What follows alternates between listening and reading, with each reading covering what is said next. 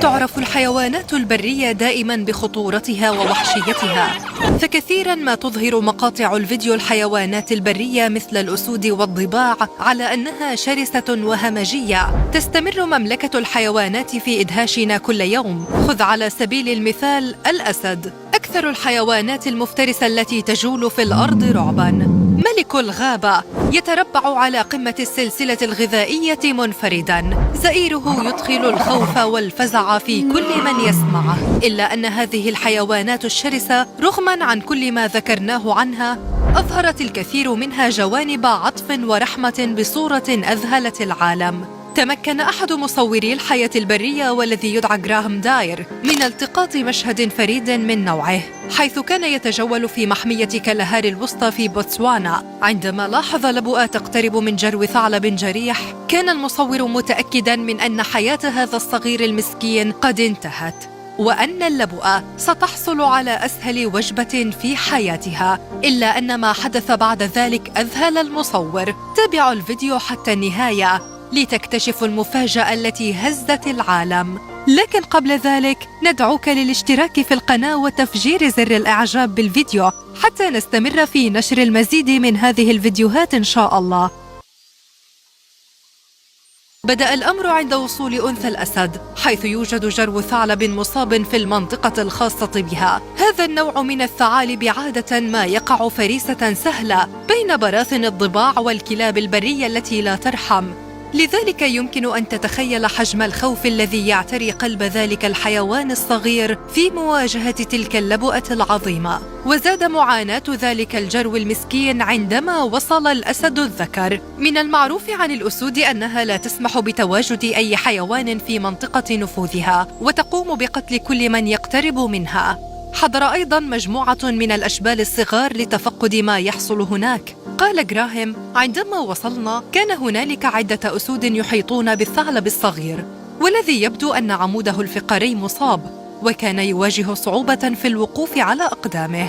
لا يشارك الأسد الذكر عادة في عملية الصيد إلا في بعض الحالات، لكن الأسد الذكر قرر ألا يفوت وجبة سهلة وطرية كهذه، لذلك اقترب من الجرو لأكله. وهنا بوحي من الله سبحانه وتعالى تحركت غريزة الأمومة لدى اللبؤة، وبكل قوة وشراسة وقفت في المنتصف لتدافع عن الثعلب، وحتى تمنع الأسد الشرير من تنفيذ مخططه. وبالرغم من إصرار الأسد الضخم وسلوكه المهدد لها، رفضت أن تبتعد من جانب الثعلب، وأوضحت له بكل جدية أن الثعلب خط أحمر لا ينبغي عليه الاقتراب منه، وقامت بإعطاء الأسد صفعة على وجهه لتؤكد جديتها. لم يكن الأسد مسروراً، لكن في نهاية الأمر ترك الثعلب وشأنه، خصوصاً مع إصرار اللبؤة في الدخول إلى القتال حال اقترب من الثعلب. عادت اللبؤة الشجاعة لأشبالها، بينما توارى الثعلب عن الأنظار بعيداً عن الطريق حيث الأمان بعدما تحسن من الإصابة التي ألمت به. هذه القصة دليل واضح على أن غريزة الأمومة غريزة قوية حتى لدى أشرس الحيوانات البرية، وأن كل نفس لن تموت قبل أن تستكمل رزقها الذي كتبه لها الله عز وجل. وهكذا أذهلت هذه القصة كل محبي الحيوانات حول العالم. من المعروف عن الأسود أنها تكره الحيوانات الأخرى المفترسة مثل الضباع والفهود والكلاب البرية، لأنها حيوانات منافسة لها، كما يمكن أن تشكل خطراً على أشبالها. لذلك لن يفكر الأسد مرتين في قتل النمر المرقط، إلا أن ما حدث مع صغير الفهد ذي العينين الزرقاوتين والذي يبلغ من العمر فقط 2 شهر خالف كل التوقعات. من المعروف أن اللبؤات يمكن أن ترضع أشبال اللبؤات الأخرى، إلا أنها تقوم بقتل أشبال القطط الأخرى إذ تعتبرها منافساً مباشراً لها في الطعام. إلا أن هذه اللبؤة قامت بتبني شبل النمر اليتيم وضمته إلى صغارها. قال علماء البرية: نحن نعلم أن هناك حالات تتبنى فيها اللبؤات أشبال أسود أخرى، لكن هذا حدثاً غير مسبوق. وكانت اللبؤة تمضي وقتها مع الشبل اليتيم، وقررت أن تتغاضى عن طبيعتها المفترسة وتظهر بعض الرحمة، وتتبنى الشبل إلى جانب صغارها. وظهر النمر الصغير وهو يجلس بجانب اللبؤة ويلعب مع إخوته الجدد من الأسود. ومن المعروف عن هرمون الأوكسيتوسين أنه يرتفع لدى الحيوانات عند الولادة، لذلك نلاحظ بعضاً منها تتخلى عن صفاتها الوحشية تجاه أشبال الحيوانات، لا سيما من نفس جنسها.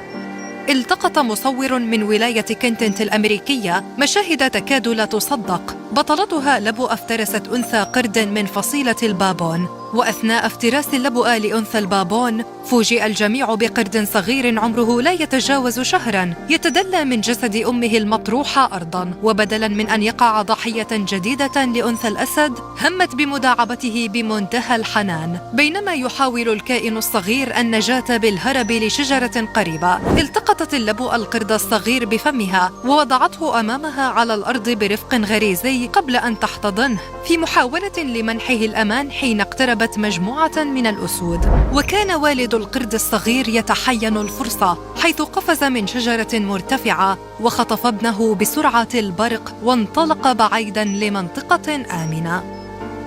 تخلت طيور البط عن صغارها، لذلك قررت هذه القطة التي ولدت حديثاً تبني الأفراخ، واتخذتهم أبناء لها بجانب الهرة الخاصة بها.